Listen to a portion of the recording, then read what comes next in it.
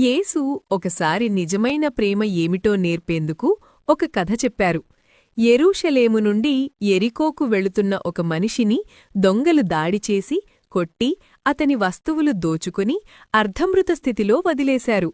ఒక యాజకుడు అక్కడికి వచ్చి అతన్ని చూసి కూడా సహాయం చెయ్యకుండా పక్కదారి పట్టాడు. తర్వాత ఒక లేవీయుడు కూడా వచ్చి అతన్ని చూసి వెళ్ళిపోయాడు. చివరికి ఒక సమరయుడు అక్కడికి వచ్చాడు. యూదులకు సమరయులు ఇష్టముండకపోయినా అతడు కరుణ చూపించాడు.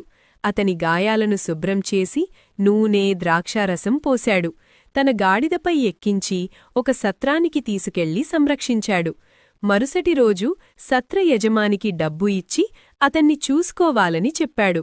యేసు ఈ కథ ద్వారా నిజమైన పొరుగువాడు కరుణ చూపేవాడేనని నేర్పారు. మనం ఎవరు అయినా అవసరంలో ఉన్నవారికి ప్రేమతో సహాయం చెయ్యాలని ఆయన బోధించారు.